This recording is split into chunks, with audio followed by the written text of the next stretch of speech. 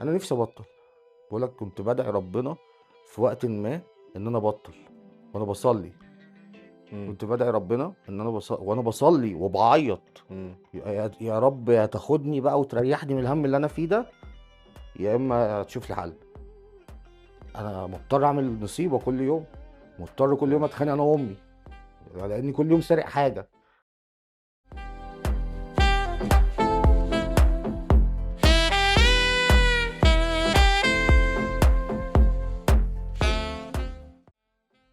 أهلًا بيكم في The Guest Experience الحلقة التالتة. النهارده معانا guest هو مثير جدًا للجدل، خاصةً على الفيسبوك والتيك توك. النهارده معانا معالج يُلقب بالمدمن رقم 1 في مصر. النهارده معانا أحمد يحيى. إزيك يا أحمد؟ ازيك يا جو؟ عامل إيه؟ عاش من شافك. حبيبي وحشني والله. والله انت كمان. بقى لنا كتير ما شفناش بعض. احنا اصحاب من زمان اوي، احنا ولاد منطقه واحده آه. يعني.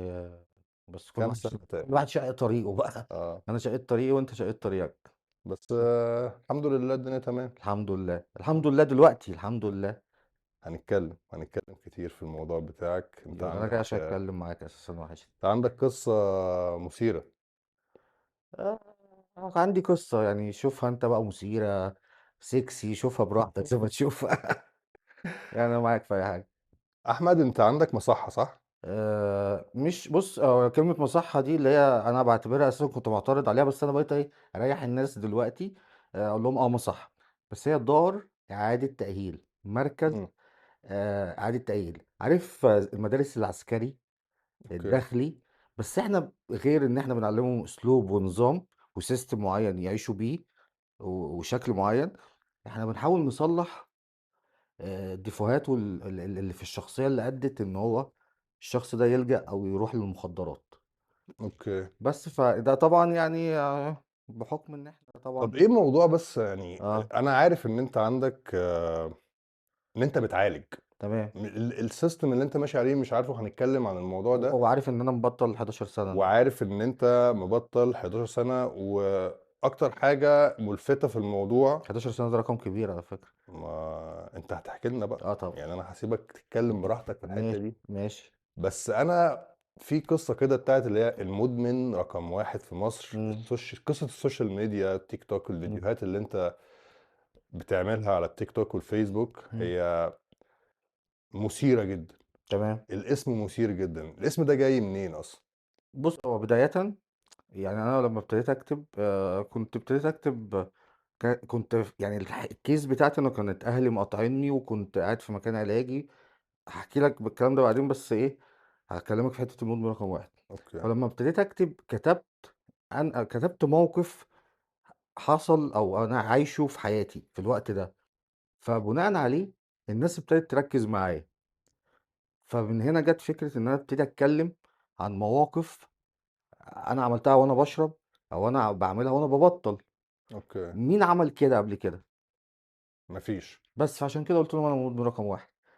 طب انت الموضوع ده ما كنتش مثلا بتتكسف ان انت تقول كده، او بتبقى محرج ان انت تعمل فيديوهات وعليها المدمن رقم 1 في مصر؟ يعني الطبيعي بتاع يعني مجتمعنا. أقول لك على حاجة، أنا آسف.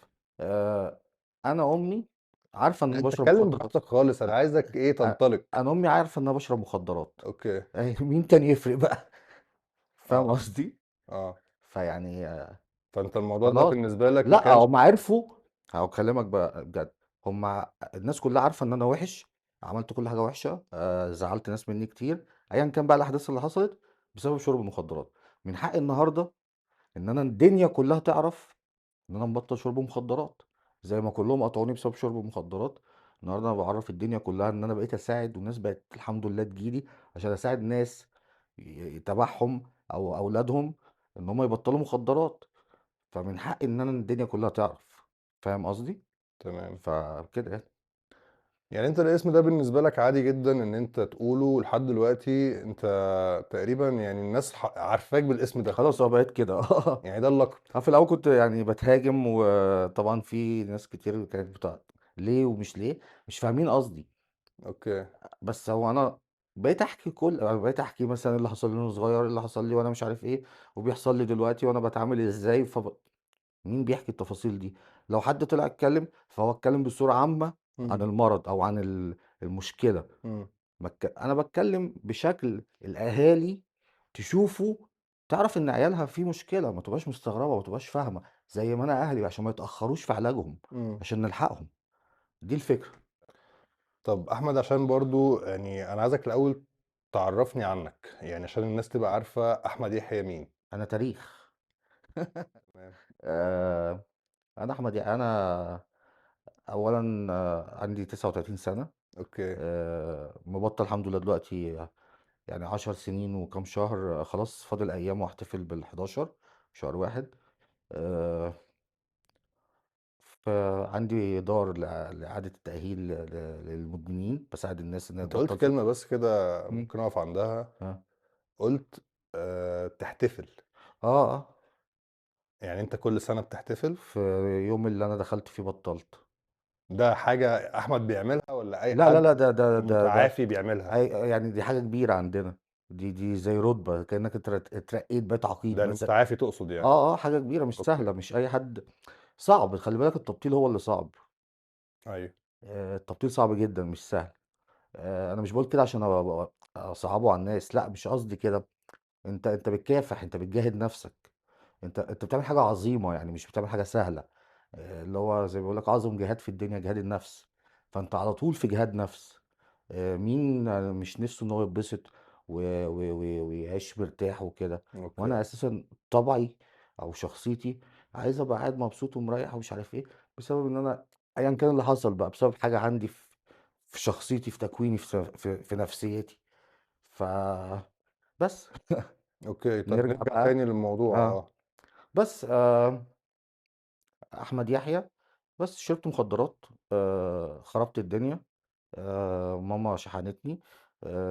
بقيت بقيت لأ، دلوقتي. يعني أنا عايز أعرف أنت آه. أنت دلوقتي مرّيت بتجربة إمم. والحمد لله دلوقتي أنت متعافي، الحمد لله. وعندك مكان بتعالج فيه إمم. المدمنين، أو ما أعرفش، أنا مش عايز أقول كلمة مدمنين، إمم. هل ليها اسم تاني أنتم مريض، بس أنا عادي. أنا عايز أقول لك الكلمة دي سبب، يعني سبب أو زي ما أنت عندك إحساس إن هي حاجة صعبة كده، دي مشكلة خلّي بالك، ده بيخلّي الناس ما تعالجش مشكلة ولادها. لمين؟ مشكلة للمجتمع أو مشكلة للمريض ذات نفسه، ممكن يموت بسبب الإحساس اللي أنت حاسّه ده. أنت مكسوف إن أنت تقول، ما بالك ما أنا أهله بقى. عشانه. ما أنا عشانه. إمم، وأهله مكسوفين عشان خاطر الجيران، أوكي. عشان خاطر العيلة، عشان خاطر خالته، عشان خاطر جده، عشان خاطر أنت أصحابه. أنت تقصد إن الموضوع المجتمع. المجتمع رافض. المجتمع مش قابل الكلمة. أوكي، الكلمة دي بالرغم إن ده راجل مريض ومحتاج مساعدة، بالرغم إن الراجل ده مريض ومحتاج مساعدة، الكلمة دي معناها إيه؟ الراجل ده متحرِّش، مغتصب، قتّال قُتلة، حرامي، نصّاب. وكل اللي بيعمل الكلام ده بيبقى غالبًا إيه، مدمن أو بيشرب مخدرات. أوكي، شيل كل ده، الراجل ده مريض. قبل بقى ما نوصل للمراحل الغامقة والحتت السودا دي، الراجل ده مريض. ما لحقناش نعالجه بقى فالدنيا اتدهورت. معايا؟ أوكي. بس أنا يعني عايز أتكلم معاك الأول قبل قصة إن أنت تبقى معالج، إمم. عايز أتكلم معاك في الحتة اللي هي كنت فيها شُرب من أول ما آه، ابتديت بقى وبتاع. البداية كانت إيه؟ إيه اللي وداك الحتة دي؟ طيب، البداية كانت إيه؟ كانت سيجارة حشيش. زي أي حد في السن ده. كان عندي 16 سنة. الكلام ده من 24 سنة بالضبط. كان عندي 16 سنة. كنت مخلّص أنا وأصحابي بقى ثانوية عامة، ناجحين، أول مرّة أسافر أنا وأصحابي. طبعًا نِفسنا نعمل كل حاجة، ما فيش رقابة. أوكي، فالانفلات الأمني زي ما بيقولوا، ما آه، بقاش فيها أي حاجة. فأول حاجة هنعملها، يالّا نجرّب الحشيش. كان معانا حد مجرّبه وقال لك ده جميل، ده بيبسط، ده. فأنت سمعت إن هو بيبسط وجميل. إمم، أنت رايح هنا عشان إيه؟ تتبسط، مش رايح تبقى مدمن. يعني أنا مش رايح ما كنتش خايف؟ مربوب شوية عشان عارفين كلّنا إن هي حاجة غلط. حشيش إيه ده، فاهم؟ بس عايزين نجرّب، الفضول برضه مجرّينا. و و و وب أو حاجة والناس بتشربه ومش عارف إيه، فاهم؟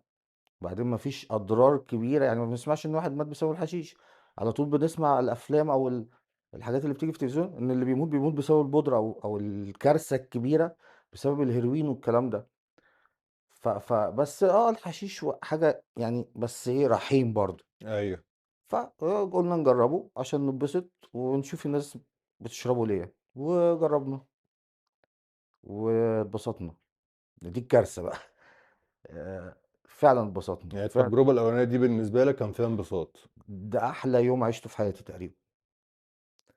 بس هو يعني هي الفكرة كلها إن أنت هتعيش بقية حياتك عايز ترجع لليوم ده، عايز تعمل الدماغ دي. أنت بتشرب كل يوم عشان توصل للدماغ اللي أنت شربتها أو للحالة النفسية. عارف أنت ممكن تكون كنت نايم، أنا يعني أنا متخيل اليوم ده إن أنا وأنا نايم كنت باضحك، يعني من كتر حالة السعادة اللي أنا وصلت لها والراحة النفسية بسبب سيجارة الحشيش دي. أنا ليه ما بقاش كده؟ ليه ما بقاش مبسوط ومرتاح على طول؟ قُل لي ليه؟ ليه؟ هارجع تاني، هاجرّبها تاني، هاشرب تاني. أنت لو مكاني هتعمل إيه؟ بس كل الناس كده؟ مش كل الناس، في ناس محتاجة الحتّة دي، هي دي بقى النقطة. أنا اوكي. محتاج الحتّة دي. ليه؟ دي هافهّمها لك، أشرحها لك بقى، بس إيه لمّا نيجي نتكلّم في حتّة معالج، عشان هنتكلّم اوكي. في أسباب خلّتني مش مبسوط، عايش على طول بكلكيعة كده. فالكلكعة دي أول ما شربت سيجارة الحشيش اتبخرت، اوكي. رجعت تاني. ليه ما ابقاش عايش مبسوط؟ ليه؟ فاهم؟ ليه عايش بالكلكعة دي؟ حمل على صدري، ليه مم. أفضل في الحتة دي؟ فهارجع لها تاني. فبقينا بقى إيه، خلاص طب ما تيجي نعمل زي ما عملنا، مرة كل أسبوع، ده اللي هو مرتين. انت تشرب هنا حشيش؟ بس حشيش. بعدين بقى طبعًا ابتدينا نشرب كل يوم، خلاص. اوكي. بعدين مع الوقت بقى عادي الحشيش، خلاص أنت بتشربه بيخلّيك إيه، عايز تاكل وتنام وإيه، فاشخ بُقّك كده أنت فاهم. مهم. بس ما فيش الحالة اللي إحنا إيه، وصلنا لها أول مرّة. طب ما تيجي طب ما تيجي نجرّب، طب ما تجرّب دي، إيه دي، بس امسك دي نُص حبّاية إيه، خُد بس خدت النُص حبّاية. ايه نص حباية بقى؟ أوه! مراجيح. مراجيح بقى. أوه! ودّع أهلك. ملاهي، ها؟ أوه! ياه! إننا في الجنينة بقى خالص، يا لهوي! والله أنا فاكر اليوم ده ما كنتش كل ما أمشي خطوة أرجّع. من ك خلاص طلعت على السرير الحمد لله. أنا كنت أقسم بالله أنا فاكر. طب انت ليه اصلا يعني ايه اللي خلى الموضوع يتطور كده؟ ما هو زي ما قالوا لي إن الحشيش بيفسد، اه. هم نفس الأشخاص دول خبراء بقى، ده ناس عندها خبرة. اوكي. هيدلّوني؟ هيضلّوني؟ لأ مش هيضلّوني. طب احمد خلاص. احمد بيهزر على فكرة. احمد ما بيتكلمش بجد. لأ أكيد يعني. لأ بس هم الناس يعني، هو إحنا خلاص بقى إحنا عيال فشلة بقى وخلاص بقى قاعدين مقضيينها السيجارتين وكده وقاعدين. امم. فالدماغ إحنا بقينا بتوع كده بقى estimation وترنيب اه. وقاعدين نشرب السيجارتين. فإيه طيب هندخّل إيه تاني عليهم؟ الترامادول. ودخلت في الترامادول ده ودخلت دواء؟ بعدين إيه؟ ده دواء؟ لأ ده مخدر. مش دوا. مخدر؟ ده أفيون صرف زيه زي بودرة مغلفة. الترامادول ده بودرة مغلفة والله. دلوقتي مش بين عارف. كيلر هو؟ هو طبعا انا اقصد بيتاخد. اقصد ان هو بيتباع في الصيدلية يعني. لا ما بقى مش اي ده حاجة طبعا عشان تاخده من الصيدلية ده انت اكيد. حوار يعني. وصيدلية واحدة اللي بتبيعه تقريبا دلوقتي في البلد اسمها الإسعاف اللي هي في رمسيس، وبشهادة وختم ده لازم. حوار.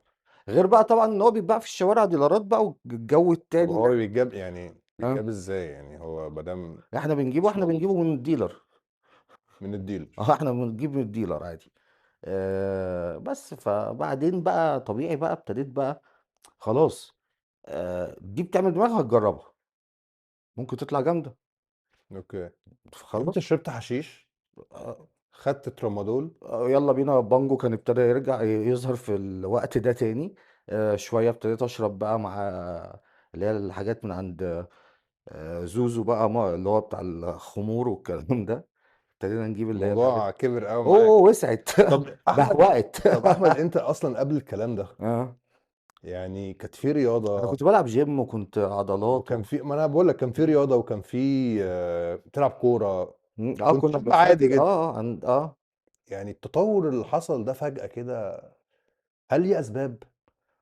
مش هل ليه أسباب، هقول لك على حاجة. إحنا انطلقنا خلاص، كل واحد فينا انطلق، نزلنا من بيوتنا، كل واحد نازل من بيته بيدور هيتبسط ازاي، فهو بيجرب. فانا لعبنا مع بعض كورة شوية، ما جاتش خلاص، كيف يعني فاهم. لعبنا مش عارف، في بلاي ستيشن شوية خلاص مش عارف. وقفنا على الناصية شربنا سجارة، الله دي جامدة، دخلنا في السكة دي، دي بقى ملهاش آخر. انت رايح بقى، بتتطور انت قصدك؟ رايح، ما انت الكورة دي آخر خلاص، هي الكورة فاهم. امم. آه البلاي ستيشن، الخروج مثلا مش عارف ايه، كنا نقعد مع بعض، كنا امم. نروح الجيم. بس حتة المخدرات بقى، انت كل يوم في سسبنس وفي اكشن وفي هنقضي منين، وانت مخطر الدنيا ورايح لواحد، يعني انت فاهم بيبيع حاجة ممنوعة وانت ممكن تتحبس وانت بتجيب فيلم. فانت عايش فيلم اكشن في حتة كده مع نفسك، وكل يوم بقى بيتطور، كل يوم مادة جديدة، كل يوم نوع جديد. ما كانتش حاجات كتيرة زي اللي موجودة دلوقتي يعني. كان ترامادول، كان حشيش، كان بودرة، دي بقى اللي جت في الآخر بقى الفيلم اللي هي النهاية، اللي هي ذا اند، دي كان اللي يعني بيروح ايه، لها، يعني ايه بودرة؟ تقصد ايه اللي هو بالبودرة؟ الهيروين. الهيروين. اه اوكي. كان في حاجات، في بس الهيروين ده كوكايين موجود من زمان برضو موجود، يعني. بس يعني احنا انت بتقابل بقى، انت في بداية السلم، انت بتطلع بقى خلاص، امم. عمال تطلع لغاية ما توصل للليفل الأخير. الليفل الأخير ده اللي هو ايه، يا هتقابل وحش، يا ياكلك يا عديت منه. اوكي. ومحدش بيعدي من البودرة كتير يعني، دي حالات نادرة، قبل ما يبقى في اه. احمد انت دخلت في الحتة دي؟ طبعا. امال انت فاكر لو كنت بتشوفني في لا انا مكان. بسألك عشان برضو لا انا يعني. هفكرك بمشهد، انت لو تفتكروا احنا كنت بتعدي تلاقيني واقف على الناصية، بتلاقيني بستلف فلوس من اللي رايح واللي جاي. اه فاكر الايام دي؟ افتكر اه. كان معظم الناس بتتجنبني، كنت سبت الشغل ساعتها، وكنت خلاص يعني، اللي رايح واللي جاي، بعد امم. ما الناس كانت بتحب تقف معايا، بقت تتجنب ان هي عينيها تيجي في عينيا لحسن ايه، يقول لي هات حاجه ولا لا. امم. فكرك ايه اللي وصلني المرحله دي؟ فدي المرحله دي اسوأ حاجه يعني، من اكتر الحاجات اللي كانت من اكتر الحاجات اللي بفتكرها مببقاش عايز، بكره بسببها الحياه دي، او بكره ان انا يعني الحاله دي ان انا ارجع لها الشكل ده. ناس قريبين مني قوي ويمكن 10 سنين، الناس كلها كانت بتتجنب ان تصعب عليك نفسك؟ اه جدا، ولغايه دلوقتي من المواقف اللي بتزعلني جدا يعني، بفتكرها بزعل، بحس ان انا كنت قليل، الاحساس ده وحش. لا يا احمد انت مش قليل، وطول عمرك ما كنتش قليل. طب احمد، عايز اتكلم معاك في حتة التعافي. مم. يعني اللي انا فاهمه دلوقتي ان انت شربت تقريبا انواع كتير قوي من المخدرات. مم. التعافي جه ازاي؟ هل انت قررت ان انت تتعافى؟ هل انت يعني حطيت بلان مثلا؟ هل انا عايز افهم الاكسبيرينس بتاعتك في الحتة دي. هقول لك على حاجه. آه. آه. انا كنت خاطب، كنت اعرف بنت، انت لو تفتكر كنت خاطب وكنت شغال في بنك، وكانت الدنيا زي الفل يعني قوي. بس طبعا مع المخدرات انت الاولويه بقت للمخدرات. المخدرات بتعمل ايه بقى سيادتك؟ بتتحكم فيك، بتتملك منك. بمعنى، انت بتشرب مخدرات خلاص، انت ما بقتش تعرف تعيش من غير ما تشرب مخدرات. انت ما بقتش تقدر تصحى من النوم تعمل اي اكشن في حياتك، تتحرك من على السرير يعني تبقى مكسر ميت، طب لازم تشرب مخدرات. فعشان تروح الشغل، اي نوع مخدرات كده؟ لا خلاص احنا دخلنا بقى في الغويط، الترامادولات اه. والبرشيم والحاجات دي اللي هي بتتملك بقى في الجسم بقى، بتمسك في العصب. اوكي. فانت خلاص بقى، انت بايظ خلاص، انت بوظت نفسك. مش حشيش بقى وكده لأ، أنت أنا كنت مش ربع حبّاية والكلام ده، إحنا رُحت بقى بكميات كتير، يعني كنت أفتكر قبل ما أخش في الهيروين أو البودرة، كنت دخلت كنت باخد شريطين ترامادول وشريطين أباتريل، حاجة طب رقم ما حدش هيصدّقه أنت ما أساسًا. كنتش بتخاف؟ يعني بتخاف على إمم. نفسك، على صحتك؟ كنت باخاف، بس كنت مش عارف أعمل إيه.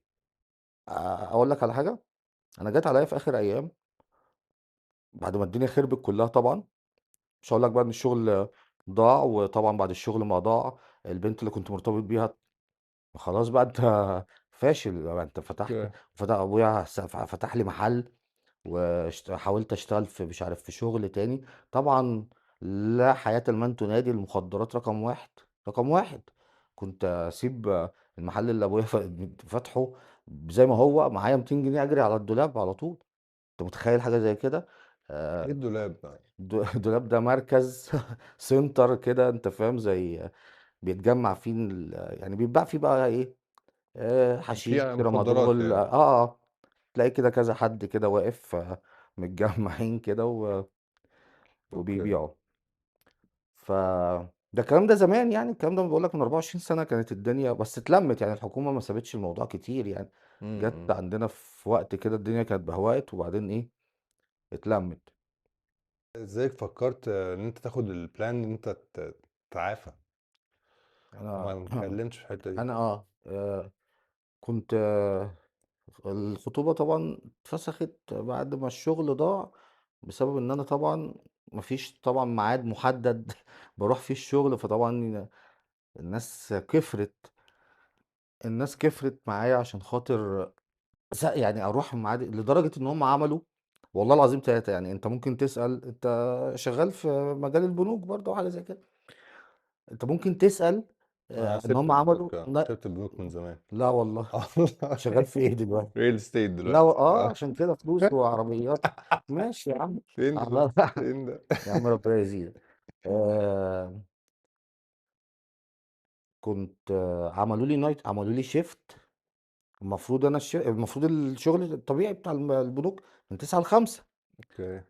ما عرفوش يخلّوني أصحى 09:00 ل17:00 بس كنت شاطر، كنت شاطر أنت أكيد عارف كنت شايف كانوا صحابي كانت الدنيا كلّها بتيجي عندي ده حقيقي.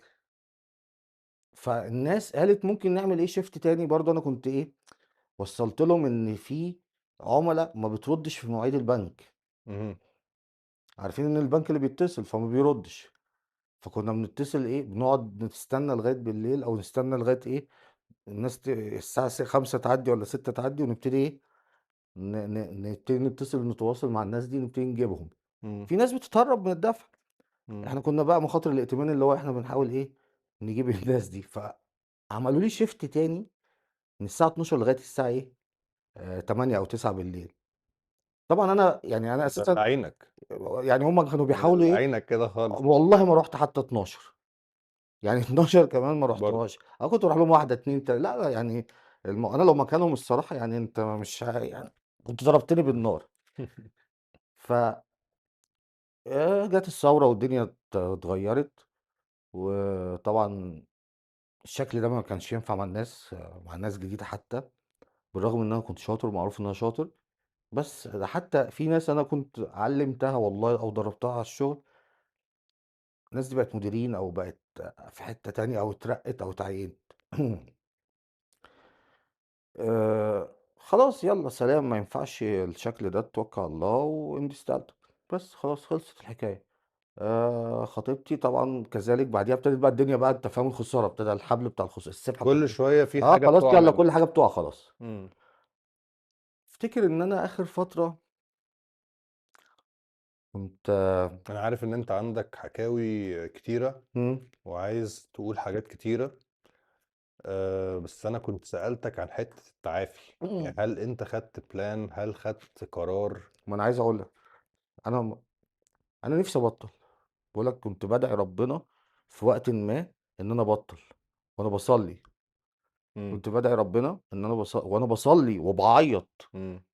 يا رب يا تاخدني بقى وتريّحني من الهَم اللي أنا فيه ده، يا إمّا تشوف لي حَل، أنا مضطر أعمل نصيبة كل يوم، مضطر كل يوم أوكي. أتخانق أنا وأمي، لإني كل يوم سارق حاجة، كل يوم البيت ناقص حاجة، ك سارق حاجة؟ آه طبعًا، هاعمل إيه طبعًا، أنا قاعد في البيت طبعًا، ما أنا باقول لك ولا شغل نافع فيه ولا يعني أنت مشروع. بتسرق عشان تروح تشتري مخدرات. باقول لك حتى الأكل اللي في التلاجة كنت باخد أطباق اللحمة أروح أدّيها للإيه، للdealer، ادّيني. أحمد أنت جريء جدًا إن أنت بتتكلم كده. الكلام ده بيحصل خلّي بالك في بيوت كتير وبيحصل أكتر منّه، بس الناس بتطرمخ. ما أنا باقول لك بقى كلمة مدمن صعبة بسبب يعني أنا ده مش مدمن، طَب اللي بيحصل ده إيه؟ ما تعالجوه، ما أنتم هتزعلوا عليه. عشان أوكي. كده أنا باقول لك أنا باحكي، شوفوا الكلام ده بيحصل عندكم، بيحصل أكتر منّه، صح؟ إمم. بنسمع الكلام ده، طَب إمم. وبعدين؟ لازم الأهل تساعد، لازم الأهل تتدخّل، باعرّفهم ما هو في حل أهو الحمد لله. يعني أنا اللي يشوفني، ناس كتير بتشوفني بتقول لي: "أنت أساسًا يعني أنت شربت مخدرات أو شكلك ما بتشربش مخدرات." أنا شكلي ابن ناس ودكتور وكده أنت فاهم؟ بس أنا حابب إن أنا أكون سبب إن حد من الناس اللي حياتها بتتدمر، أو الأهالي اللي زي أمي، أو اللي عانت اللي بتعاني مع أولادها. النهارده يعني أنا النهارده معلش أنا هانُط نطة كده. النهارده اتكلم أنا براحتك خالص يا أحمد. المدمن، الراجل اللي عندي ده أيًا كان بقى أنا جِبته، إيه اللي حصل؟ باباه ومامته نايمين متطمنين، أوكي. مبدئيًا هو في الشارع إيه اللي هيحصل؟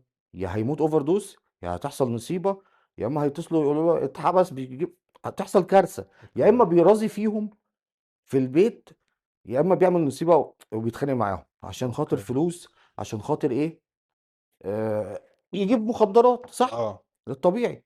النهارده أنا الراجل ده أنا حاطّه، أنا ما باعالجهوش، ما إمم. بتتكلمش في إمم. علاج، أنا حاطّه عندي باأكّله وباشرّبه وبانيّمه وباعده عن إيه، عن السكة الوحشة دي، المخدرات. أوكي.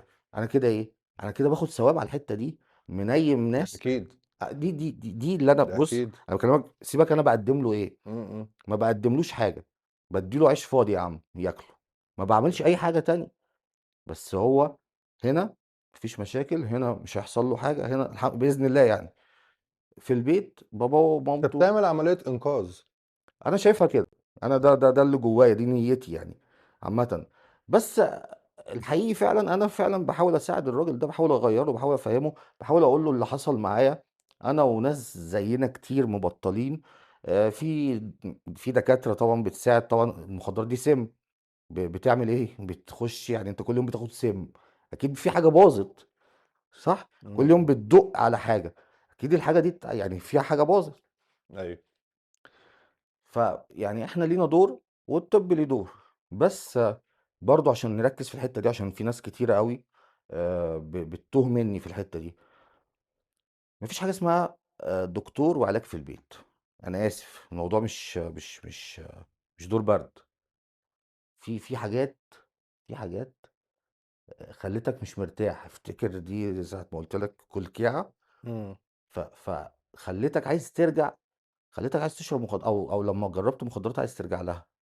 فأنت النهارده لمّا تيجي تعمل الكلام ده في البيت، اللي هي الحتّة اللي أنت ناشئ فيها المرض أساسًا، أنت خرجت من البيت شربت مخدرات، أنت خرجت من البيت بتدوّر على أي حاجة، فأنت خارج هربان. يعني أنا هاوصفها لك، أنت خارج بكلكيعة عشان خاطر إيه، يعني بتدوّر على حاجة تريّحك، تلعب إمم. بِلْي بقى، تلعب كورة، تتبسط إزاي، عايز تشيلها، عايز تطلّع الحتّة دي من عندك. إمم. إمم. معايا؟ الكلكعة دي هي اللي إحنا بنحاول نعالجها بقى، أيوه. بس. طب أنت أنا لسه كنت باتكلم معاك في إمم. الحتة دي إن أنت أنت قُلت لي خدت القرار القصص إزاي؟ أنا ما القصص خدتش كتير القرار، فت أنا ما خدتش القرار على فكرة، أنت أنا افتكرت دلوقتي. ماما اللي خدت القرار، طب ممكن تحكي لنا اللي حصل؟ ماما خدت القرار، ما أمي كانت هتحبسني، كويس إنها مش والله كانت هتحبسني، ما كنت كانت أهو. زهقت بقى خلاص. أوه! والله، ده أنا عملت عمايل يا جدع، في لقطة عملتها في أمي، أنا ما عرفتش معناها إلا بعد كده.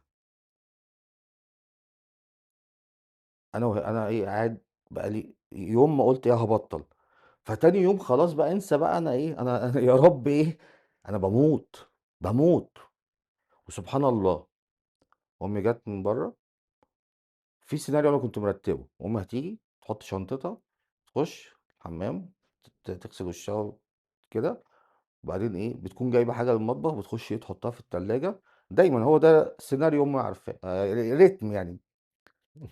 فأنا قاعد فاتح الباب وأمي جات من برّه، ما كانش في حد في البيت خالص بقى، ف سابت شنطتها ودخلت الحمام، في ثانية كنت واخد إيه، المحفظة بتاعتها كان فيها إيه، أنا شايف 100 جنيه، أوكي. فيها بقى كروت وفيها بطايق بقى مش مهم بقى، بس أنا رُحت إيه، ما أنا لو خدت 100 جنيه لوحدها يبقى أنا، إنما لو خدت المحفظة كلها، إيه ده ممكن نسيتها في حتة، بُص دماغي عاملة إزاي، دماغ شغالة كمان. ما لازم طبعًا، أنت بتتكلم في إيه، ما هتبقى حوار، إمم. وهي كده إحنا في حوارات أساسًا، فرُحت سالتها، رُحت داخل مخبيها، خلص الحوار وقاعد زي ما أنا، خلّصت هي ومش عارف إيه وجاية تشيل شنطتها، بتبُص ما لقيتش إيه، المحفظة بتاعتها. إيه ده كان في المحفظة، أنت ما شُفتش، أنت مش عارف إيه، أنتِ بتكلميني أنا إزاي، أنا ما هو أنتِ كل حاجة مش عارف إيه، أنت عارف البوليكة دي، رُحت إيه، طب أنا مش قايل لِك، رُحت واخد غاسل وشي ولابس ومش عارف إيه، ورُحت فاتح الباب ونازل، وأنا نازل أنا كنت على يقين إن أمي هتمد إيديها على جيبي تشوفني إيه، المحفظة معايا والّا لأ، والله العظيم زي ما باقول لك، وفعلًا وأنا على الباب راحت إيه، موقّفاني وراحت إيه، المحفظة ومش عارف إيه، ما شُفتهاش وبتحط إيديها على جيوبي، قُلت لها: "أنتِ بتعملي إيه اللي أنتِ بتعمليه ده؟" اللي أنتِ بتعمليه ده طبعًا أنت غلّطتها غلط السنين، ما أنا بريء معيش حاجة، أنا سايب الجثة فين؟ الجثة أنا دافنها جوّه لسه، آه والله، آه. خلّي بالك السيناريو لسه يعني في أحداث كتير مترتبة على النقطة دي، باظت الدنيا خالص، أوكي. المهم إيه راحت إيه، يعني كانت في حاجات قبل كده تقصد يعني. يعني حاجات يعني تنقص من البيت؟ قبل الموضوع ال100 جنيه ده أنت في حاجات كتيرة عملتها لأ بس فهي. طبعًا، فهي إيه المشتبه الرئيسي أو المشتبه الوحيد في الموضوع أنا، أوكي. وأخواتي كذلك أي حاجة بتضيع يبقى أنا، أنت فاهم؟ إمم. لو تيشيرت ضاع هيبقى أنا، فرُحت إيه، سايبها، فرُحت مزعّق شوية، راحت سايباني وماشية، رُحت أنا إيه، فاتح الباب ورُحت قافله، ما قفلتوش، أنا ردّيته كلّه للآخر ما عدا إيه، التَّكة دي ما جاتش اللي هي إيه، قفلة الباب، أيوه. ورُحت عامل نازل، بالضبط 10 ثواني هي كانت دخلت بقى التليفون أنا سامعها، كانت بتكلم أختي عشان خاطر إيه، المحفظة ضاعت، طب مش عارف إيه، والكروت فيها أنا رُحت طالع تاني، هي بقى مسحولة فين؟ في مكالمة التليفون، رُحت فاتح الباب، رُحت داخل في ثانية واخد المحفظة، ورُحت إيه، وراجع وما قفلتش الباب برضه، مش عايز أعمل صوت، رُحت نازل، طبعًا أول ما نزلت ساحب ال100 جنيه، رامي المحفظة، رامي فاشتكيت، المحفظة؟ رميت المحفظة بقى، طب يعني الكلام طب ده كان من قد إيه تقريبًا، يعني من كام سنة؟ قبل ما أبطّل على طول، من كام سنة تقريبًا؟ قُل 12 سنة، 12 صح؟ 12 سنة أوكي. إيه اللي في المحفظة بقى؟ بطاقة أمي، مش عارف بطاقة أختي، الكروت بتاعة أمي، الكروت كلّها بتاعة مشاوير أختي، دي، كل حاجة، كلّها مشاوير دي. كل حاجة في الدنيا كانت في المحفظة في الوقت ده، يعني آه والله زي ما باقول لك، يعني أنت أنا موضوع. أول مرّة أشوف التلاجة بتاعة البيت بتاعتنا ما فيهاش حاجة، يعني ما بيجيش أمي ما بتجيش في حاجة، أتاري بقى المرتب بتاع أختي أمّا بينزل بيتحوّل على حساب، فالحساب بالATM أو مش عارف إيه على حساب أمي، وحساب أمي طبعًا الATM ضاع، إمم. فالATM عشان يضيع طلّع واحد بداله، فالمفروض تروح تسحب من الفرع، عشان تروح تسحب من الفرع لازم البطاقة، طبعًا أوكي. البطاقة ضاعت ما بقاش في بطاقة، فطبعًا وحساب أمي وأختي الاتنين في حساب واحد، فطبعًا لقيت أمي بتستلف من خالتي، سمعت مكالمة والله العظيم زي ما باقول لك، طب أنت لمّا كنت بتسمع الحاجات دي وأنت في فترة الإدمان، كان عادي؟ يعني إيه؟ يعني ما كنتش بتتضايق؟ ما أنت سارق ورامي محفظة لا، لا، لا، و لا، لا، لا، لا، انسى ولا أنا ما فيش خالص يعني، هاجيب مخدرات منين؟ الإحساس مش موجود، مش موجود، انزلوا من على وداني، أنا مش عايزكم، مش مش بتفكر سامعكم، في الحتّة دي أصلًا. أنا مش تشلّط ولعب جاز، أنا يعني بجد باكلمك بجد، أعمل إيه طيب أنا غصبٍ عني، أنا الإدمان وِحِش. الإدمان استعباد، للأسف المخدرات بتستعبدك، عارف. بيغيّر الإنسان. عارف أنا باقول دايمًا بتشوفها دايمًا في الأفلام، بتلاقي واحدة كده اللي هي سيئة السُمعة، sorry أنا مش هاقول ألفاظ بقى، أوكي، واحدة سيئة السُمعة بتتلم على راجل غني أوي، بتجيبه الأرض، هي دي المخدرات. أوكي، مش بتلاقي كده؟ راجل بيه بس حَب واحدة، إمم، مسحت بكرامة أهله الأرض. شوف الكلام ده، هي دي المخدرات، بتهلهل البني آدم. أوكي. إيه، إيه أكتر من إن أنت بتتعامل مع طايفة يعني الdealer ده أنت فكرة يعني معاه ماجستير مثلًا والّا مهندس، الdealer ده واحد أنت واقف باشا عمّال تعظّم في واحد، بُص يعني أنت واصل لك أنا باتكلّم في إيه، أنت رايح عمّال تعظّم في واحد أساسًا يعني مش عارف أقول لك إيه يعني. طب أحمد، أنت في فترة وأنت مدمن، إمم. في حاجة اتعلمتها عن نَفْسك في الفترة دي والّا ما اتعلمتش أي حاجة؟ وأنا مدمن؟ وأنت مدمن، ي عرفتها عن نَفْسك أو اتعلمتها؟ طبعًا أنا فهمت دلوقتي، لأ، زمان فترة وأنت مدمن، آه، في حاجة عرفتها عن نَفْسك أنا باحب المخدرات. إن أنت بتحب المخدرات؟ طبعًا يعني، ولغاية دلوقتي خلّي بالك باحب المخدرات. أوكي، و ال يعني وصّلت لي يعني وصّلت لي إحساس ما فيش حاجة وصّلته لي قبل كده ولا بس أنت كده اتعلمت حاجة يعني أنت كده ما اتعلمتش حاجة، مش يعني ما فيش حاجة ما هو بس لأ، إيجابية يعني، بس بُص خسايرها، بس إيه؟ بُص الخساير بتاعتها، مش بتاعتك، مش لعبتك دي، يعني المخدرات مش لعبتي، إمم، يعني أنا مش من النوع اللي أشرب سيجارة وإيه، وكل سنة وأنتم طيبين أقابلكم العيد الجاي، أنا من النوع اللي أنا باشرب سيجارة دلوقتي عجبتني فهاشرب سيجارة كمان شوية، عجبتني خلاص أنا عايز أفضل إيه، في الحتّة دي، عندي مشكلة طب كبيرة. أنت قُلت حاجة يعني في الأول خالص قُلت إن أنت أول مرّة شربت إمم، فكّرت تشرب يعني لمّا كنت تشرب تاني، أنت إمم، بتشرب تاني عشان ترجع للحظة الأولانية الأولانية خالص وما بترجعلهاش؟ أنا بس مش مش هتعمل الدماغ اللي أنت عملتها أول مرّة دي أبدًا، أو أول كام مرّة طب مش القصد. حلو جدًا، أنا آه، عايز أقف معاك هنا، أنت إمم. قُلت كلمة حلوة اللي هو إيه، ما بتعرفش ترجع لها، مش هتعرف تعمل زيّها، هتفضل تشرب بقى كتير، عمّال تزوّد، طب ليه بتشرب؟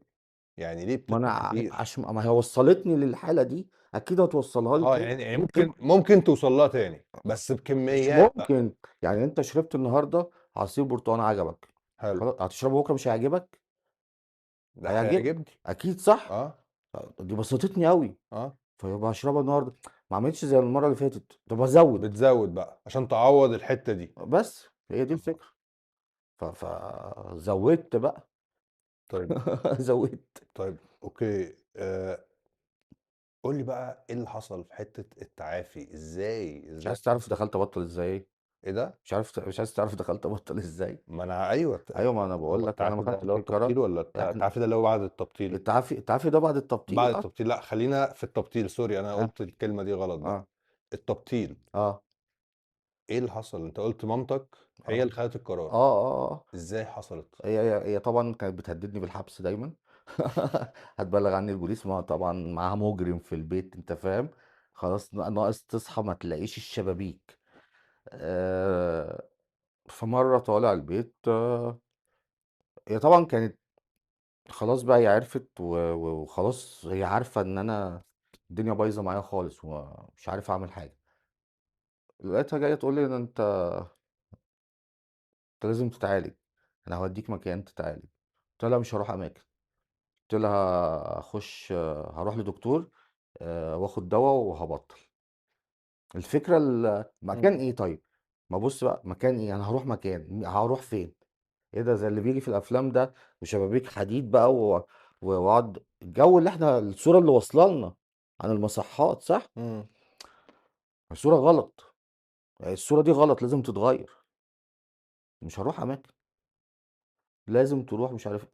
طبعًا إيه الكلام خلص بيني وبينها، أتاري دي أساسًا هي إيه كان عرض مجرد عرض وأنا هارفضه وأنا هيحصل بعد كده الإيه اللي حصل، اللي هو إيه أنا خلّصت الحمد لله في يوم ده القرار بقى خلاص أنا إيه طالع بقى إيه في يوم، بعديها ما فيش بكام يوم، يومين، 3 كانت الدنيا إيه peace أوي، كانت رايقة.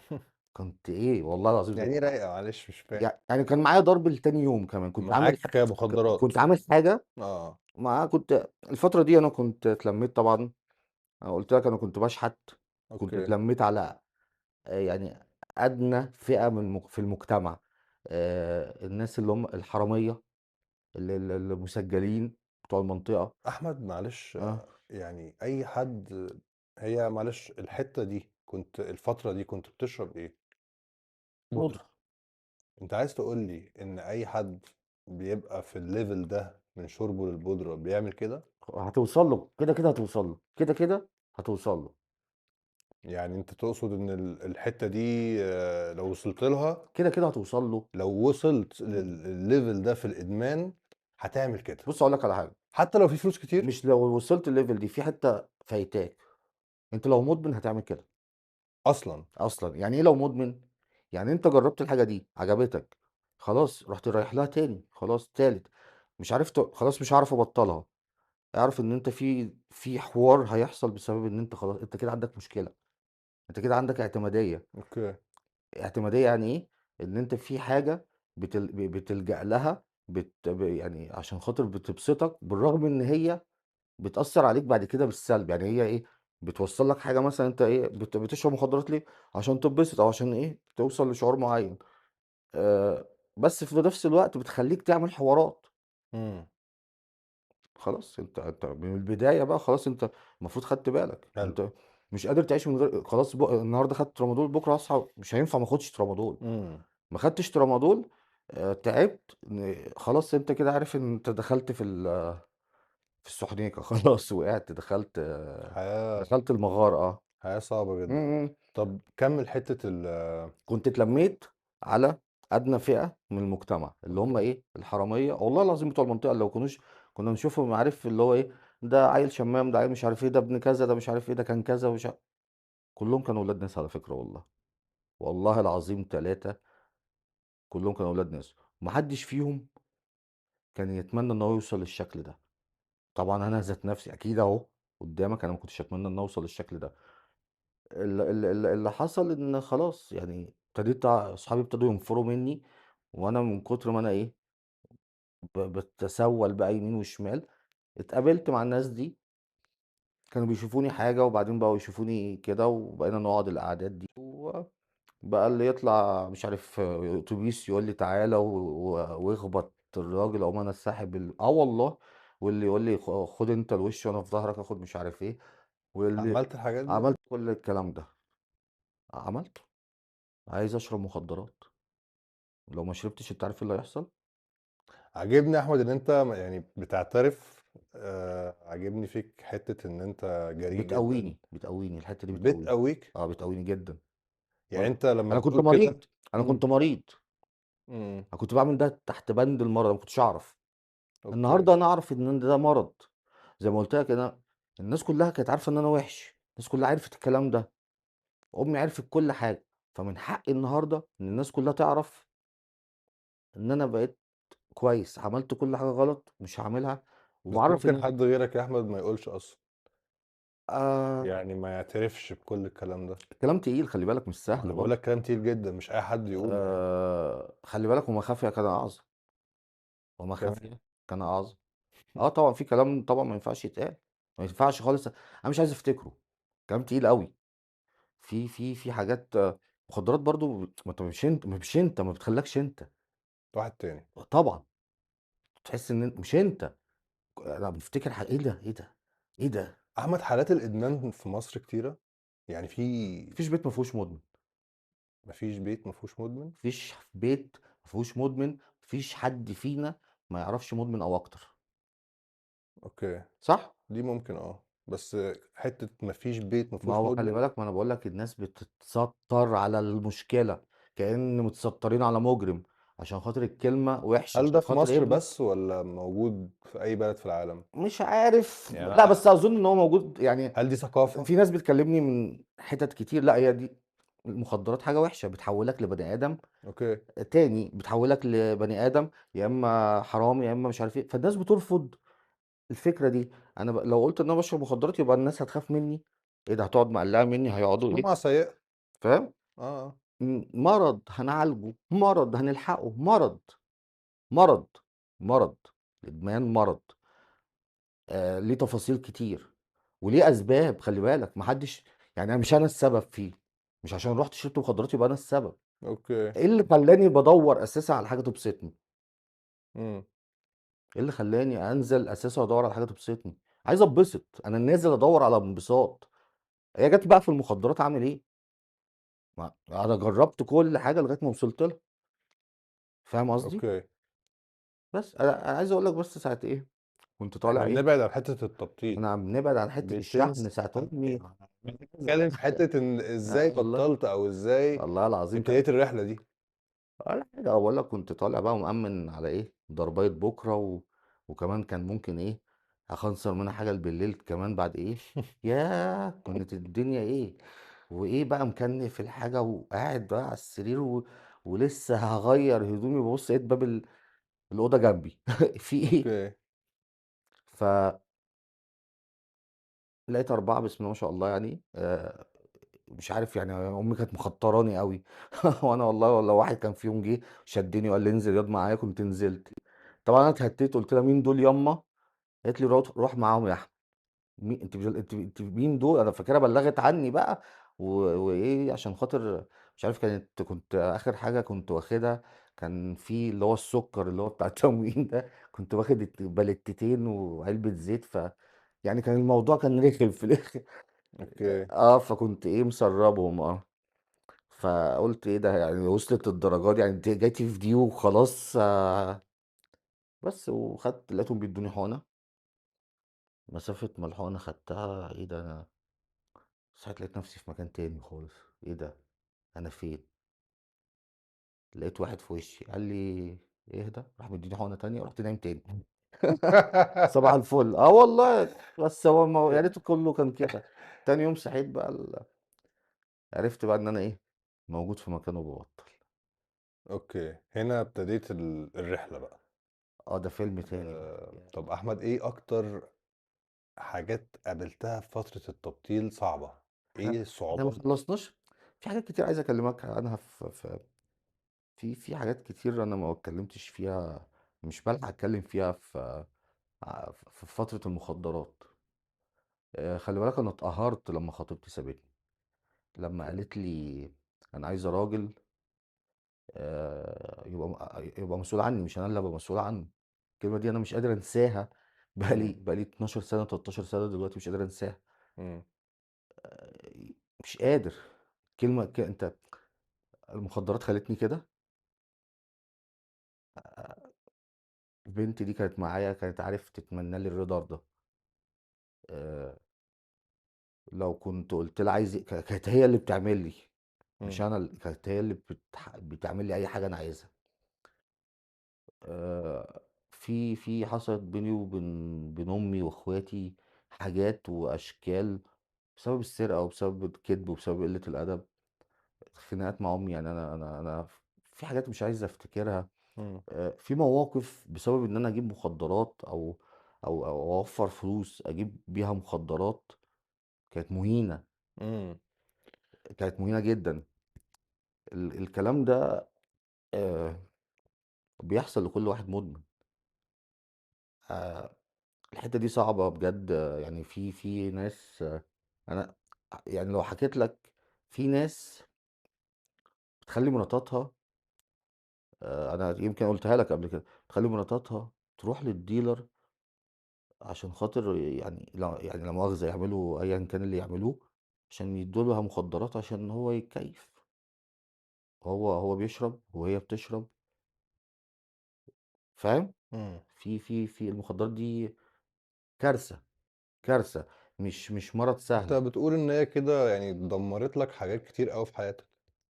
آآ دمّرت لي كل حاجة، سيبك من الجسدي، سيبك من إمم.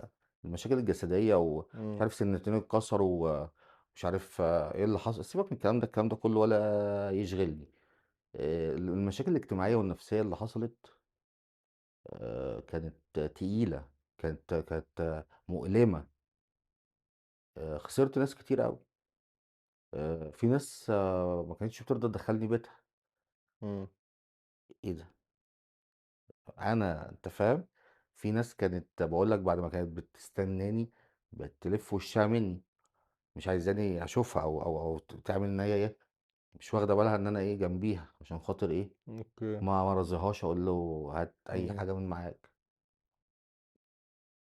طبعًا أنا عايز أقول لك برضه في نقطة حصلت، أنا والدي انفصل عن والدتي سنة 2010. أنا من 2010 ما فيش رادع قدّامي، ما فيش رادع قدّامي، يعني يمكن وجود والدي في البيت كان مقنّن حاجات. لمّا والدي انفصل عن والدتي وراح قعد في حتّة تانية، آآ أيًا كان برضه والدتي واخواتي الستات أو مش قادرين عليّا. أفتكر أنا في مرّة كنت لسه قابض، ما كنتش لسه سِبت الشغل في البنك، والله العظيم. أمي دخلت لقيتني جايب جورنان، مفضّي علبة سجاير، سجاير تبغ، مفضّي التبغ، ومعايا حتّة حشيش مولّع فيها، عمّال أولّع فيها بقى أنت فاهم، والولاعة تبوظ ومولّعة على الآخر. تبُص أنا كنت دماغي راحت فين بقى، أنا كنت طبعًا مبرشم بقى والّا متنيّل على عيني، أنا في الكلام ده في أوضتي طبعًا ومش الناس برّه بقى، الكلام ده الساعة 19:00. أحمد الحلقة دي تصنّف plus للكبار 18. فقط، للكبار فقط. أقدر أقول كده؟ rated إيه بيقولوا إيه إيه؟ زي الواد بتاع Deadpool عارف أنت الأفلام دي؟ أيوه. لأ يعني دخلت والله أنا فاكر إيه ده! أنت عارف يعني إيه جورنان مفضّي علبة أنا عايز أنزل علبة السجاير مليانة سجاير جوبّات، مش عايز أنزل فيها سجاير، مش عايز أشرب سجاير عادية أيوه. النهارده، أنت فاهم حاجة؟ ده أنا كنت ضارب من الكحول تقريبًا. إمم، إمم، إمم. دي حاجة من ضمن يعني. إمم. نزلت أمي في مرّة في الأواخر برضه، أنا كنت حاسس إن الحلقة دي ممكن نقعد نعملها. ممكن نتحبس. لا، لا. والله العظيم هنتحبس، حد ليه يبلّغ عني. نتحبس ليه؟ بالعكس إحنا برضه خلّي بالك الهدف من الحلقة توعية. دي إن أنت تدّي الexperience بتاعتك وتوعّي بيها الناس وتعلّم كمان الناس الموضوع ده إيه أخطاره، إيه مشاكله، ممكن يوديك لفين، فاهم قصدي؟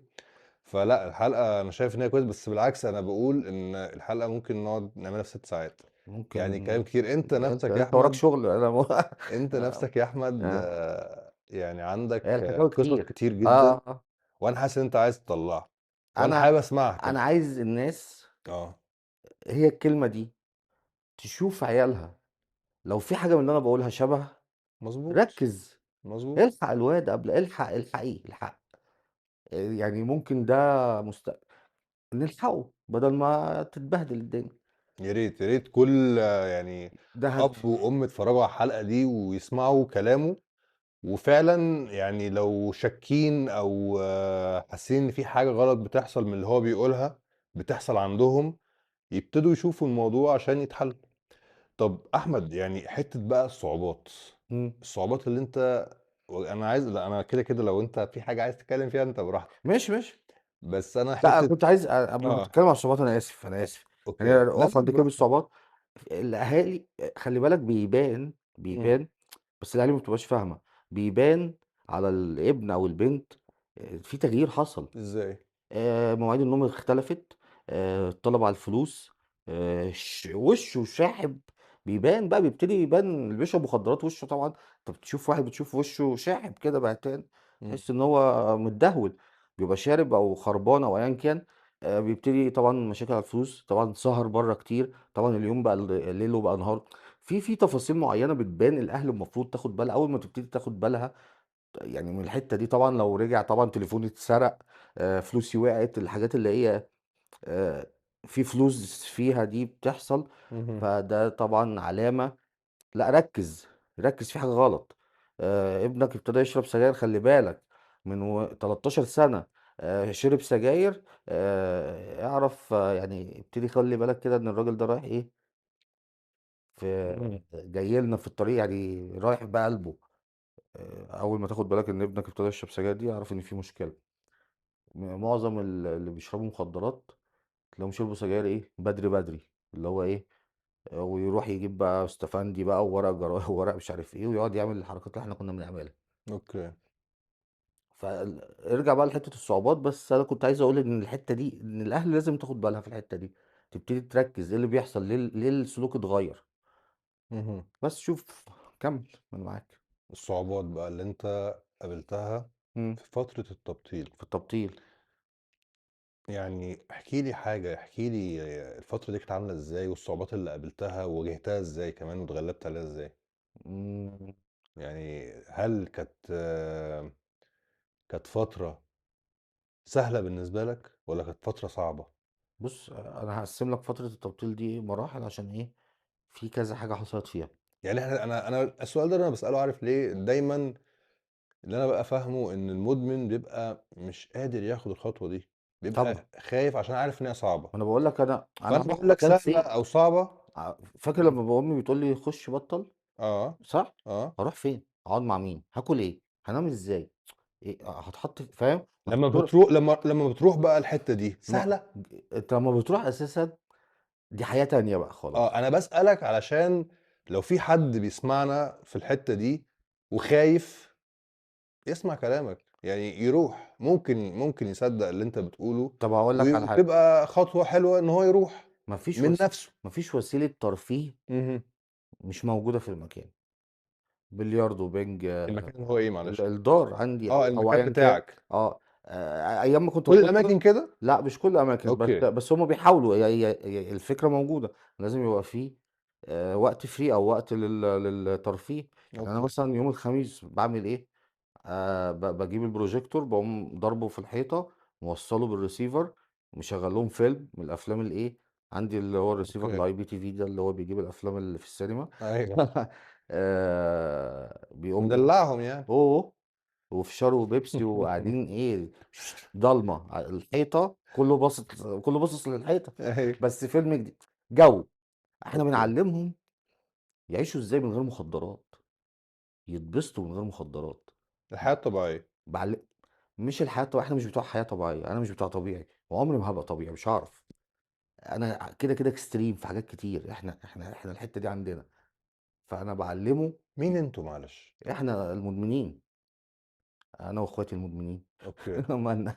أنت محسسني إن المدمنين دول يعني أنت ليه محسسني إن المدمن ده شخص إمم. مش عادي هو وفي شخص مش شخص عادي، عادي. في شخص فعلًا مدمن شخص مش عادي. إحنا بنفكّر أضعاف مضاعفة، إحنا بنحس أكتر، والمشاعر بتتغيّر يعني على مدار الثانية ممكن كذا إحساس ممكن تحسّه، أوكي. ده حقيقي، هو ربنا خالقنا كده، نتأثّر بسرعة، بنفكّر كتير، إمم.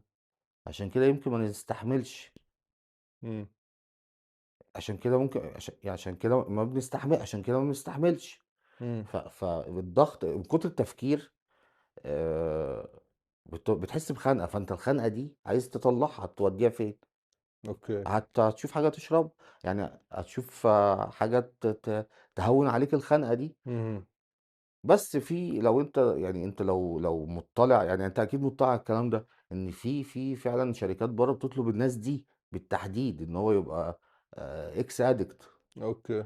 لأ بيبقى عنده جهد. إحنا أساسًا هايبر، إحنا يعني على طول تلاقينا إن إحنا مهيبرين، مش مهيبرين بنتنطط، لأ يعني في power زيادة، أوكي. في قدرة زيادة إن إحنا نعمل حاجة. يعني أنا زيادة، يعني زي ما تقول إيه، ده عادي وده بشرطة، ده plus، اهم. أنا plus. فاهم؟ أيوه، أيوه. فالplus دي لو ما اتعاملتش معاها صح، الدنيا باظت. أوكي. فأنت آه، مدلّعهم وعامل حاجات مش أنا مدلّعهم، هو أنا ليّا تفصيلة كده في حياتي، اللي هي التبطيلة، وأنا قُلت لك كذا مرحلة. أنا فضلت عايش في أماكن علاجية لمدة 9 سنين مبدئيًا، أوكي. عايش أوكي. بُص. عايش في أماكن علاجية لمدة 9 سنين. ليه؟ دي أحداث يعني حصلت، أنا برضه ما كنتش. التبطيل يا جو مش إن أنت تقعد برضه وما فيش حاجة. إحنا في حبّة حاجات في شخصيتنا وصّلتنا، أو تفكيرنا وصّلنا إن إحنا نجرّب المخدرات، مش ده أوكي. تفكير؟ اهم. والشخصية اللي هي الفضول وإن إحنا يعني عايزين نجرّب المغامرة والإحساس، الحاجات دي كان لازم تتغيّر. هتتغيّر إزاي وإحنا ما عرفناش السبب، فاهم؟ فاهم أنت آه. فكان لازم نعرف السبب. اهم. فالصعوبات إيه بقى، أنت بترجع بقى أنت في حتت مؤلمة بقى برضه في التبطيل، أنت بترجع بتفتكر وبترجع تتكلم في الحاجات اللي أثّرت عليك وأنت صغير. أنت هتكتشف بعد كده إن أنت كنت ابتديت أنت كنت بتهرب، مش بتهرب، إمم. أنت كنت بتدوّر على حاجة تنسّيك، بلاش تنسّيك، أنت كنت بتدوّر على حاجة إيه، ت ت ت تطلع بيك من اللي أنت فيه. أوكي. يعني ما فيش يعني بُص هاقول لك على حاجة، اسمع المعلومة دي وارميها للبحر، أنا يعني ما بافهمش حاجة.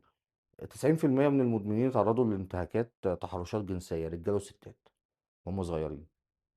90% وهُم مش هاقول لك صغيرين؟ 95%، مش هاقول لك رقم، هاقول لك إيه، في ناس ما حصلهاش كده. مركّز معايا؟ ده رأيك. لأ ده مش رأيي، ده معظم اللي أنا شُفتهم، ده أيوه يعني 95% اتعرّضوا لتحرُّش رجالة وستات، آه، ده بالخبرة بتاعتك اللي أنا شُفته. اللي أنت شُفته. ما فيش حد ما شُفتوش. طبعًا بقى شُفت حاجات، في بقى كوارث طبعًا. آآ واحد زي ده أنت مستنيه يطلع إيه بقى لمّا يتعرّض وهو صغير للتحرُّش والّا الانتهاك، يعني أنت مستني إيه اللي يحصل؟ مثلًا، أوكي. ده حقيقي.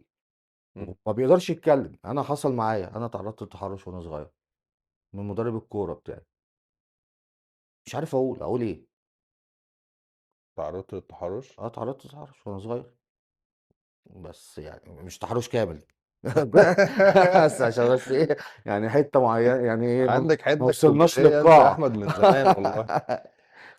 يعني في عز المشاكل تحب تهزر وتضحك لأ، مش أصل هو أنا كنت رايح أقول للراجل والنبي تعالَ اتحرّش بيّا، أوكي. عيّل صغير رايح يلعب كورة، الراجل لا مؤاخذة عنده مشاكل نفسية، ربنا يعني يحاسبه طبعًا على اللي إحنا اللي إمم. عمله. أذاني. هل أنا أوكي. بقى هاروح أقول لأبويا فأبويا يقوم يضاربني ما أنا ما أعرفش بقى، ما هو في حتّة صغيّرة كده. أنا مش أنا ما بقيتش فاهم، أنا في خوف من الأب والأم، ده اللي اتربى بقى من وإحنا صغيّرين، ده المرض. اهم. المرض جِه هنا. المرض بيبتدي يتكوّن عندك من أنت شخصيتك بتبتدي تتكوّن ومُخّك بيبتدي يوعى من وأنت عندك 3 سنين لغاية 12 سَنة، بتبتدي الشخصية تتكوّن بقى هنا. أوكي. 13 سَنة أنت بقيت مراهق، أنت بقيت الشخص بقى اللي إيه، إمم. هتورّينا إيه، الويل والسواد كُلّه. اهم. فمن 3 سنين ل12 سَنة أنت شايف إيه، أنت شايف أبوك راجع من الشغل تعبان، وأمك أساسًا راجعة من الشغل تعبانة، وبتحضّر الأكل، وأنت عايز إيه، ماما والنبي مش عارف إيه، رُحت واخد بالشلوت. أنتم اهم. جايبيني عشان تبهدلوني بقى والّا إيه في إيه؟ إمم. إمم. ما ده انتهاك. هُم الاتنين بيتخانقوا مع بعض بسبب المصاريف بتاعة البيت. بسبب مش عارف هي عايزة تخرج وهو راجع تعبان، بسبب إن هي مش عارف هو عايز يخلِّف وهي ما أوكي. لهاش مزاج، أيًا كان بقى السبب اللي بيتخانقوا عليه. أنت دول اللي ماسكين في خناقة هيعملوا فيّا إيه؟ فأنا ابتديت إيه، اهم. آخُد جنب إذا كانوا ماسكين في زمارة بعض دول ومتجوزين هيعملوا فيّا أنا إيه؟ فابتدي آخُد جنب. لمّا باعمل حاجة غلط مش بافهم إن دي غلط، أنا باتضرب. فاتعلمت هنا إن أنا مش ما اعملش الغلط، اتعلمت إن أنا ما اورّيكش أنا باعمل إيه. أوكي. فهمت قصدي؟ إمم. شُفت هُم خلّوني عامل إزاي؟ هُم خلّوني كدّاب وخلّوني خواف. أيوه. هاتضرب. أروح بقى أنا أقول له واحد اتحرّش، أنا بقى هاعمل إيه بقى، هاتضرب والّا هاروح فين أنا بقى؟ هو ممكن يضربني أنا ما أعرفش، أنا مش فاهم، هو بيضربني ليه طيب؟ أنت بتضحك ليه يعني؟ هو الموضوع فعلًا، عارف، هو خطأ، هو قاصدين. أنا في حتّة كده دايمًا باقول الأهل هم السبب، هم مش السبب، هم يا عيني ما كانش عندهم دراية بالتربية. وثقافة. ما حدش عنده ثقافة التربية الصح. ما ينفعش طفل يتضرب، يتوجه. طفل اتأذى. الموضوع ده دلوقتي اتحسن في ما الجيل إحنا ما الجديد طبعًا، يعني. ما هو يعني أنا واحد من نفسي، يعني أنا واحد باحارب عشان خاطر الموضوع ده يتصلّح. إمم. مش ناقصة، أنت شايف الأجيال الجديدة الحمد لله بسم الله ما شاء الله، يعني لمّا ييجي لي ولد عنده 13 سنة بيبيع مخدرات. 13 سنة! والله العظيم 13 سنة بيبيع مخدرات، والله العظيم 13 سنة.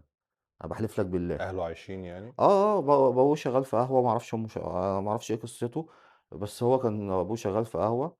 ناس يعني أنت فاهم، الحق ده الواد هيضيع، واد صغير ناس جابوه، يعني ناس محترمة، صعبان عليهم عيل عنده 13 سنة. بيبيع بس والّا بيشرب كمان؟ لأ دلوقتي بقى في حتة تانية بسم الله ما شاء الله يعني، دلوقتي هو دخل الإصلاحية وخرج وبقى يعني يعني حاجة. كان بيشرب كان دلوقتي بقى بيشرب وبيبيع وبيعمل كل حاجة.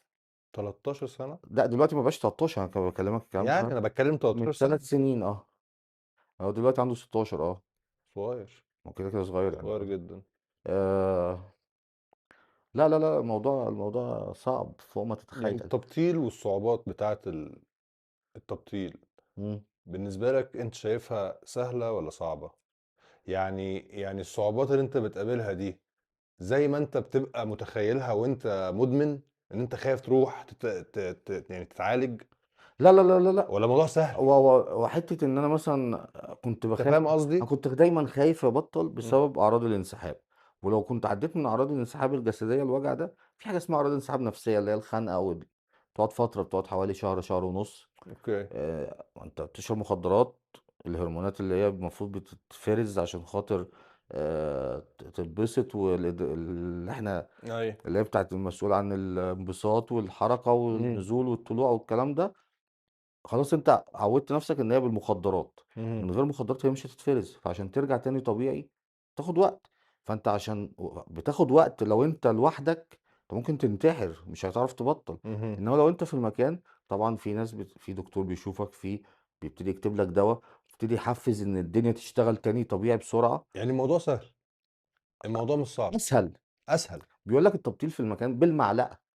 يعني أنت بادّيك التبطيل بمعلقة، إنما أنت برّه أنت ما تفتيش بقى والنبي وتقول لي واحد اتصل بيّا، أنا حاولت أبطّل كتير، بطّلت إزاي؟ قعدت في البيت عملت إيه؟ هو إيه مين قال لك إن التبطيل كده؟ قُلت لك إحنا بنغيّر، مش بنغيّر، بنغيّر طريقة تفكيرك، مش عارفين نغيّر طريقة تفكيرك، بنعلّمك تعدّي إمم، يعني تعدّي الموقف. تعمل عملية تقويم مثلًا؟ مثلًا إعادة تأهيل، إعادة تأهيل، إعادة تأهيل، إعادة تأهيل صح، إحنا بنعيد تأهيل الشخص تاني. اهم، خلاص بايظ، لأ مش هنعمل كده، الصح كده، الغلط كده، بس. طب يحيى أنت في إمم. فترة التبطيل دي جالك أي إحساس بالشك إن أنت مش هتقدر تكمّل؟ كتير، صعب، بس كنت باستغرب أساسًا، كنت باحس إن ما فيش حاجة اسمها تبطيل، ما ينفعش أبطّل، ه هاقعد مع صحابي إزاي وأنا مش شارب مخدرات؟ مش إمم، هاعرف. بُص، ما هي الحتّة بتاعة الهرمونات دي اللي أنا كنت باقول لك عليها، إمم، إن لمّا بترجع تشتغل الدنيا طبيعي، إيه ده يا عم، إيه ده أنا كنت حاشر نفسي في حتّة مش عارف أطلع، إيه ده؟ ده كنت ذالل نفسي ذُل.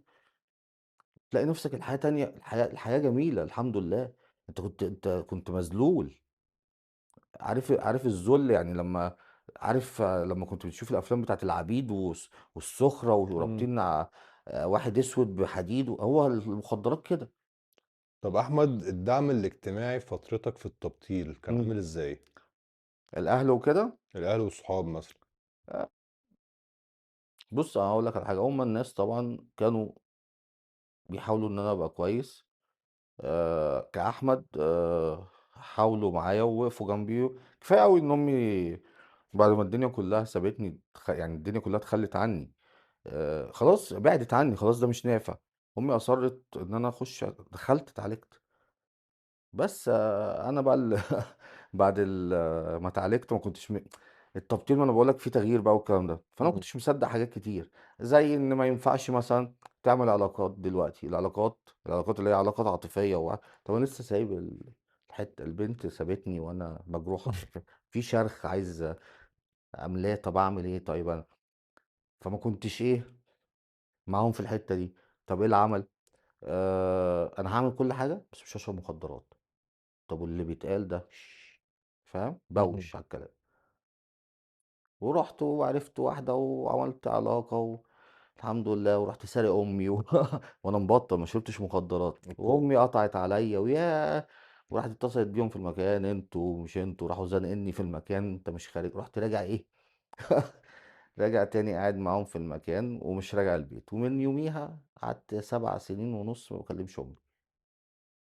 يعني أنت كده ما كانش في دعم، أنت عايز تقول لي ما كانش في دعم؟ مش ما كانش في دعم، هو كان في دعم، بس أنا اللي إيه، أنا اللي ضيّعته. طب ليه ضيّعته؟ ما هو ما كنتش مصدّق.